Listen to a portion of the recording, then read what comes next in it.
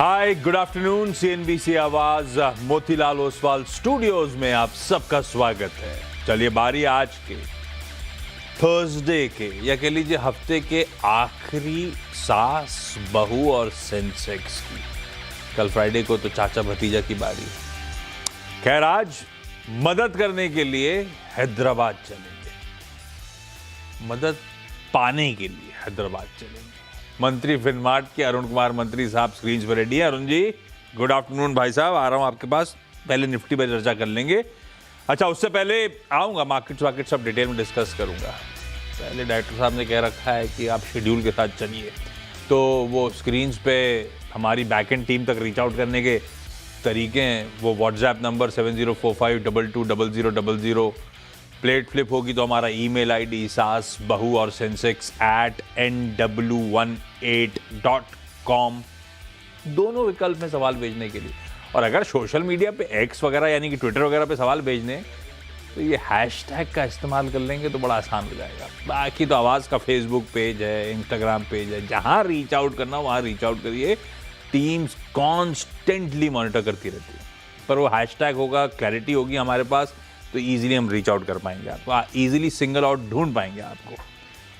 Otherwise दिन भर में तो बहुत क्वेरीज आती है, मुश्किल हो जाता है महिलाओं की क्वेरी ढूंढना, और इस प्लेटफॉर्म के लिए क्वेरी ढूंढना अगर महिला इस शो में शिरकत करना चाहती हैं। ऑन द शो रख दिया है, यानी कि जिन स्टॉक्स पे आज सवाल आए हुए हैं मंत्री साहब से, जिन पे बातचीत होनी है, हम और आपको आइडिया रहेगा अगले आधे घंटे में क्या क्या आने वाला है। ये सब और स्टॉक्स हैं जिन पे लार्जली बातचीत हो रही होगी, और मार्केट के एक्शन पे, स्टॉक स्पेसिफिक मूव्स पे, मंत्री साहब के पिक्स पे, सब पे चर्चा करते चलेंगे। लाइए जरा मार्केट्स। भाई साहब, इन रेड ट्रेड कर रहा है, इन रेड। आज सुबह कैसे क्यूज थे? रिस्क ऑन था ग्लोबली। ट्रम्प साहब के स्टेटमेंट थे, उससे बड़ा उत्साहित थे। और सिर्फ इक्विटी उत्साहित नहीं था, इक्विटी तो यूएस का खूब उछला, 1-1.5% तीनों बेंचमार्क्स उछले थे। पूरा एशिया मजबूत था। हमारे लिए कच्चा तेल कूल ऑफ हुआ था भाई, 109 110 वाला 105 106 पे बैठा हुआ था सुबह। बॉन्ड यील्ड जो दुनिया भर का सरदर्द बनी हुई है वो कूल ऑफ हुई थी। तो समीकरण तो सारे बढ़िया थे। और अच्छा, उन समीकरण अच्छे थे तो हम शुरुआत भी अच्छी करके गए थे। पहले वो लेकर आइए निफ्टी जरा स्क्रीन पे, गैप के साथ। मेरे ख्याल से पहला टिक था 170 पॉइंट ऊपर, और उसी टिक में हमने इंट्राडे में मूव्स दिखाए थे। तो एक समय भारतीय बाजार 200 पॉइंट के आसपास की मजबूती दिखा रहे, तो मोटा मोटी पकड़ लिए 200 पॉइंट का गैप था। खुले नहीं कि वहीं से, वो खुले भी किस पैच पे, वो चले गए थे 850 860 पे। वो 800 प्लस के वही जोन्स हैं, रेंज के हायर थ्रेशोल्ड पे आए, मुनाफा वसूली आई, और ऐसी आई एक समय लाल में स्लिप हुए, उसके बाद लगा 11:15 के आसपास लाल में थे, 10 12 15 पॉइंट। फिर रिकवरी आई, बोले चलो ठीक है, शुरुआती मुनाफा वसूली आई, अब रिकवरी आई। अब फिर से पिछले 15 मिनट पे सारी वो रिकवरी भी फिजल आउट होती हुई नजर आ रही है। तो इन रेड है बहुत कमजोर, और कमजोर तब हो रहे हैं जो अभी भी हमारे एशियन पेयर ट्रेड कर रहे हैं। भाई साहब, क्या मूव्स हैं। कॉस्पी का बाजार 8% ऊपर है, ताइवान 3% मजबूती के साथ ट्रेड कर रहा है, 8.5 हो गया है वो तो कॉस्पी। जापान के बाजार निकई 3% मजबूत है। तो एशियन पेयर्स खासी मजबूती के साथ ट्रेड कर रहे हैं।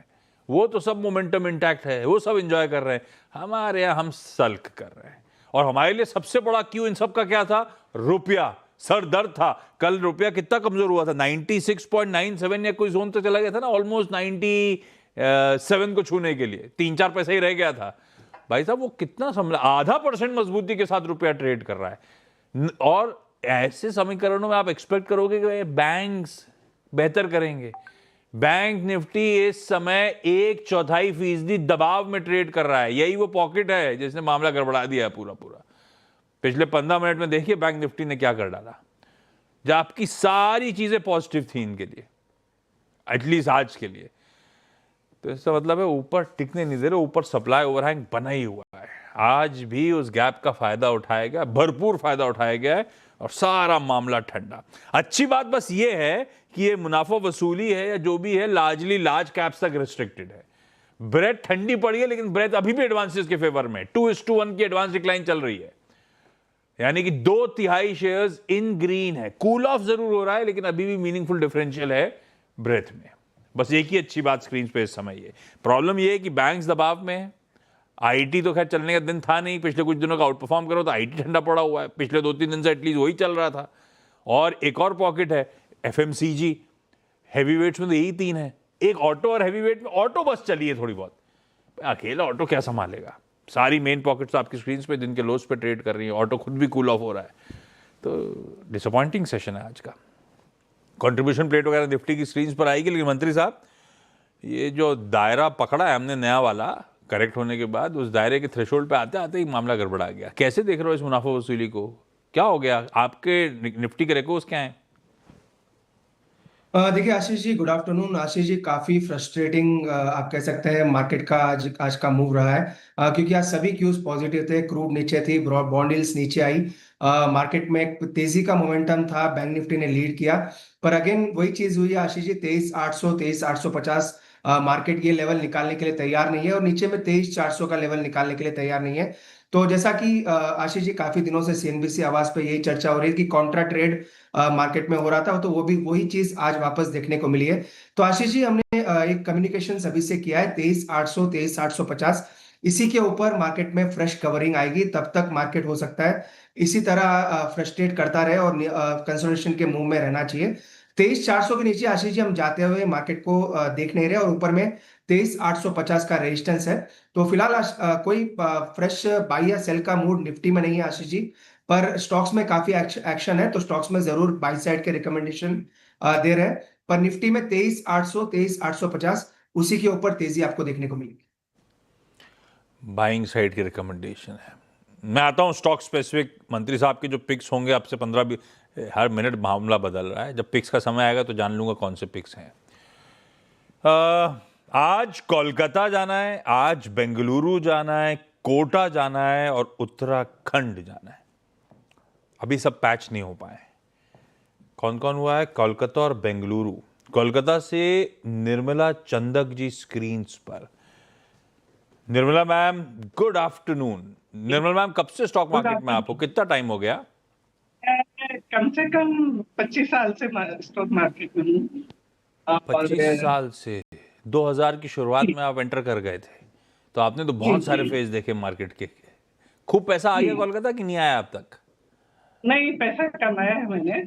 और आज मैं अपनी बहू के साथ पार्टिसिपेट कर रही हूँ। बेंगलुरु से मेरी बहू आई है। मीनू चंदक आपकी बहू है? जी, डॉटर इन लॉ है मेरी। अरे वाह, ये तो सही है। आपका जो प्रोग्राम है सास बहू और सेंसेक्स, और तो ये सास एकदम बहू एप्ट हो गया ये, है ना? लिविंग अप टू इट्स और नेम। और सेंसेक्स के बारे में आप बताइए। सास बहू हम लोग हैं।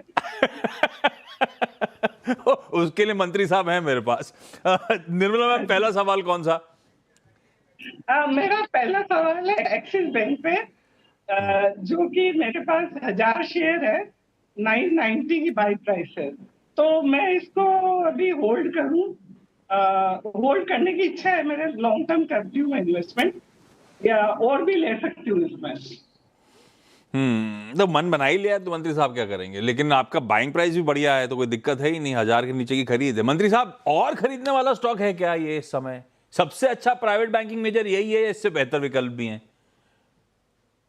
देखिए बिल्कुल आशीष जी, और खरीदने की सलाह तो नहीं है, क्योंकि एक्सिस बैंक यूजुअली मेरे प्रिफर्ड लिस्ट में होता नहीं है, पर स्टॉक एक्सेलेंट है, कोई दिक्कत नहीं है। इनकी बाइंग प्राइस काफी अट्रैक्टिव है, तो टेक्निकली मुझे लग रहा है आशीष जी एक रेंज में है, 1150 1350 या 1400 आप कह सकते हैं, इसी रेंज में स्टॉक रह सकता है। पर चूंकि इनकी बाइंग काफी नीचे की है, फ्रेश खरीदारी की सलाह नहीं है। पहले तो इनका क्वेश्चन का आंसर ये है कि नई खरीदारी ना करें, जो है उसको होल्ड करें। स्टॉप लॉस जरूर लगाएं, 1150 के आसपास ट्रेलिंग कर ले अपने स्टॉप लॉस को। 1350 1400 तक के टारगेट मुझे लग रहा है वापस अगर मार्केट यहां से घूमता है तो डेफिनेटली देखने को मिल सकते हैं। वैसे आशीष जी, प्राइवेट सेक्टर में मेरा फेवरेट पिक हमेशा से आईसीआईसीआई बैंक ही रहा है, तो आईसीआईसीआई बैंक मुझे लग रहा है काफी अच्छा करेगा। इवन अभी मार्केट को अंडर परफॉर्म कर रहा है, पर आईसीआईसीआई बैंक मुझे लग रहा है लॉन्ग टर्म में एक्सिस बैंक को भी आउट परफॉर्म कर सकता है। तो फ्रेश खरीदारी की सलाह एक्सिस बैंक में नहीं रहेगी आशीष जी, पर 1150 का एक ट्रेलिंग स्टॉप लॉस जरूर लगा के रखें। निर्मला मैम, है क्या पोर्टफोलियो में आईसीआईसीआई बैंक या एक्सिस ही है? नहीं, आईसीआईसी बैंक भी है मेरे पास, और भी काफी बैंक है। तो अगर पैसा और डालना है तो पसंद तो आईसीआईसीआई बैंक की है। एक्सिस जो है उसको 1150 के साथ होल्ड करेंगे अपन, स्टॉप लॉस के साथ। मैं आता हूं अगली क्वेरी के लिए, पहले मैं बेंगलुरु चलूं। Meenu ma'am, good afternoon. Hello Ashish, good कितना आफ्टरनून। ऑफन ट्रैवल करते हो आप? कोलकाता कितनी बार जाते हो साल में? कलकत्ता अभी जाना कम हो गया है, अभी मम्मी पापा आ जाते हैं बैंगलोर। तो डायरेक्ट फ्लाइट है हमारा क्या? बेंगलुरु कोलकाता डायरेक्ट है? Sorry, Bengaluru Kolkata direct flight है? बेंगलुरु कोलकाता डायरेक्ट फ्लाइट है? डायरेक्ट फ्लाइट, या डायरेक्ट फ्लाइट है। अच्छा। तो जब भी हमारी चाय की चर्चा भी उसी से स्टार्ट होती है, शेयर मार्केट से। तो जो शेयर मार्केट से चाय की चर्चा स्टार्ट होती है, जो आप स्टॉक लेते हो, मम्मी जी से पूछ लेते हो हाँ, कभी कभी क्या? हम डिस्कस करते हैं। मम्मी काफी अपडेटेड रहती है, काफी रिसर्च रहता है उनके पास, तो उनसे पूछ के और फिर आई ऑल्सो इन्वेस्ट। अच्छा मीनू मैम, पहला सवाल कौन सा? मेरा ओला इलेक्ट्रिक का है। So I have 1000 shares at 113 price पे मैंने लिया है, 113। और अभी करंटली प्राइस चल रहा है 30 बिटवीन 34 टू 35। तो मेरा like I just want to know, मेरे को सेल करना है या फिर ये रखना है कि ये इसके कुछ आगे ये सही बढ़ है। सकता है। निर्मला मैम खुद एक्सिस बैंक ले लिया 990 पे, बिटिया को दिला दिया ओला इलेक्ट्रिक 113 पे। 3/4 नहीं, ये तो कैपिटल actually रोड हो गया उनका। ये मम्मी के सजेशन का नहीं है। हाँ, अब तो आप कहोगे ही, मम्मी ने क्या कहा, ओला का क्या करना है? निर्मला मैम, आपने कुछ सजेस्ट नहीं करा ओला में क्या करना है, रखना है कि निकालना है? नहीं, मैंने सजेस्ट नहीं किया, इसीलिए सीएनबीसी आवाज पे आए हैं आपसे पूछने के लिए। एग्जैक्टली, हाँ। मंत्री साहब क्या करा जाए? ओला इलेक्ट्रिक 113 की बाइंग है हमारी। बिल्कुल आशीष जी, मेरा व्यू पॉजिटिव नहीं है। इनफैक्ट जब से स्टॉक 60 के नीचे गिरा है Ashish ji, continuous view negative रहा है। दिक्कतें काफी है, सभी को पता है। काफी कुछ दिक्कतें कंपनी में आई है। रिसेंटली कुछ पॉजिटिव डेवलपमेंट्स हुए हैं। कल रिजल्ट्स भी ठीक ठाक आए हैं, तो इसी वजह से स्टॉक में मोमेंटम है। आशीष जी, इसका रिट्रेसमेंट लेवल में निकाल रहा था, जैसा कि आपने ओला का नाम लिया। मुझे लग रहा है 45 से 47 के आसपास शायद एक बाउंस स्टॉक में आ जाए।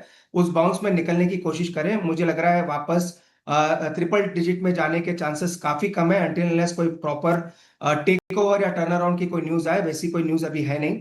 तो आशीष जी, क्लियरली 45 47 के बीच में स्टॉक से निकलना है। मेरी स्टॉक पे पॉजिटिव राय नहीं।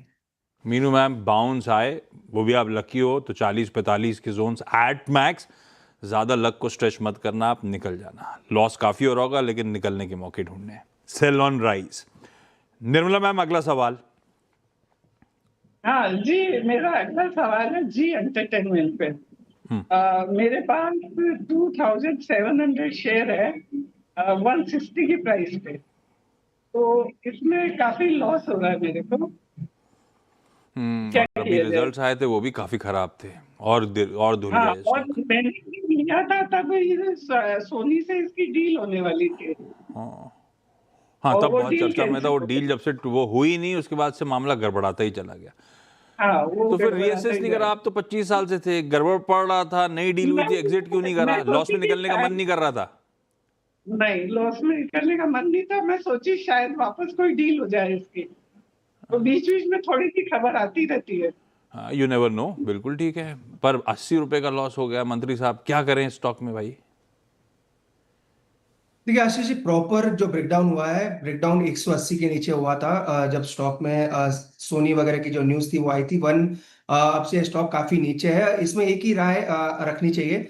जो रिसेंट स्विंग लो है आशीष जी 68 69 के आसपास, वो जब तक होल्ड कर रहा है तो एक होप रैली आपको शायद देखने को मिले।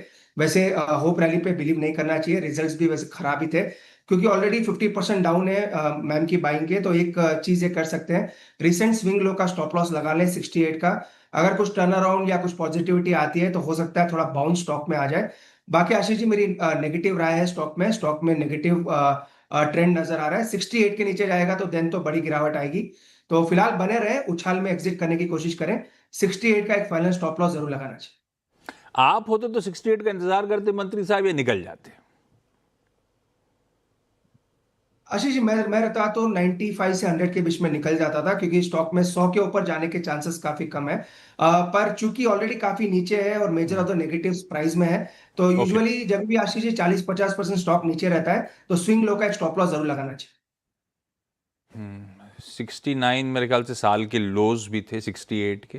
मैम वहाँ पे स्टॉप लॉस लगा के रखें। बाउंस में अनलाइकली है कि 3 जा रहा है, पर 90-95 के जोन्स पे एग्जिट के मौके। Sell on rise. Meenu ma'am अगला सवाल। मेरा अगला सवाल आईटीसी होटल्स पे है। आईटीसी होटल्स मैंने बाय किए थे, 1300 क्वांटिटी है मेरे पास, price 192 and currently it is 155. So my question is, मुझे ये एवरेज करना है और होल्ड करना चाहिए? ना बिल्कुल ठीक। मंत्री साहब ठीक है, होटल्स थोड़े से आउट ऑफ फ्लेवर हैं, शायद इसीलिए आईटीसी होटल्स भी ठंडा पड़ा हुआ है। क्या करूं आईटीसी होटल्स में? पेडिग्री तो बढ़िया है, धंधा भी ठीक है, रख लूं या निकलूं? देखिए आशीष जी, जनवरी में ये लिस्ट हुआ है, मतलब जो अलग हुआ है जनवरी से डेटा चार्ट का है। चार्ट का डेटा में ज्यादा ऐसा कुछ बड़ा पॉजिटिव भी नहीं है, नेगेटिव भी नहीं है, न्यूट्रल चार्ट आप कह सकते हैं। 154 के आसपास चल रहा है। क्योंकि अच्छी कंपनी से है, अच्छी पेडिग्री, जैसा कि आपने सही कहा, मुझे लग रहा है होल्ड करना चाहिए। चार्टिकली मैं नहीं बता रहा हूँ, फंडामेंटली, और कह सकते हैं एक अच्छी पेडिग्री वाला स्टॉक होने के कारण मुझे लग रहा है इनको डेफिनेटली होल्ड करना चाहिए।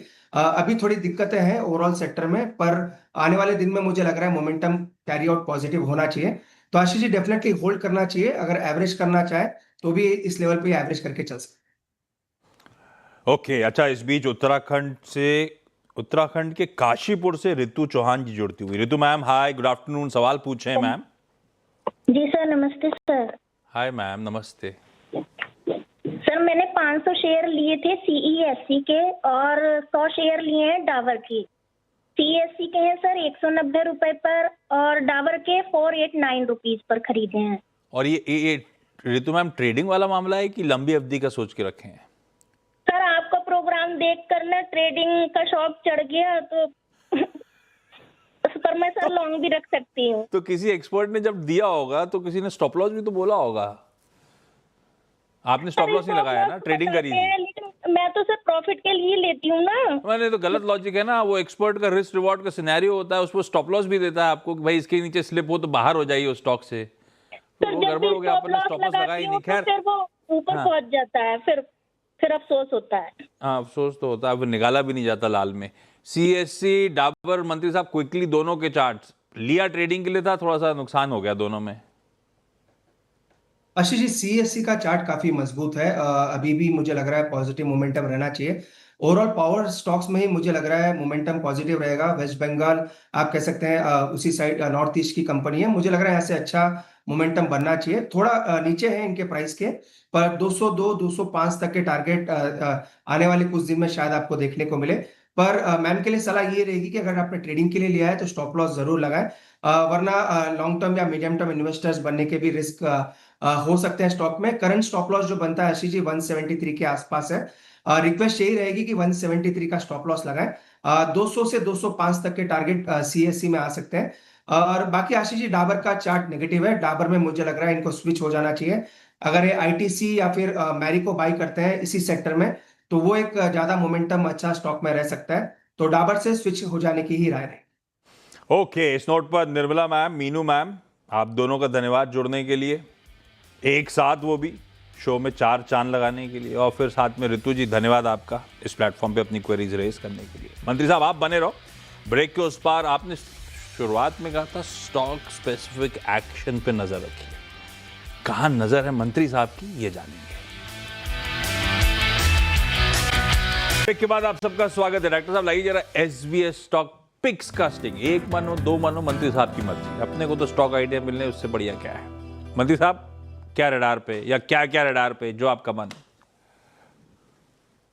देखिए आशीष जी 2 स्टॉक्स हैं, दोनों मुझे लग रहा है काफी अच्छा मोमेंटम में नजर आ रहा है। पहला stock Ashish ji Dixon technology रहेगा। थोड़ा बड़ा टिकट साइज का काउंटर है, पर कहीं ना कहीं मुझे लग रहा है 10,800 11,000 पे अच्छा बेस स्टॉक ने बिल्ड किया है। तो 10,150 के आसपास 11,150 के आसपास चल रहा है। 10,900 के नीचे स्टॉप लॉस लगा के डिक्सन टेक को बाय करके चल सकते हैं। आशीष जी मुझे लग रहा है 11,580 से 11,650 वहां तक के शॉर्ट टर्म टारगेट्स मुझे लग रहा है डिक्सन टेक्नोलॉजी में आने चाहिए। आशीष जी दूसरा स्टॉक जो रहेगा वो विशाल मेगा मार्ट में रहेगा।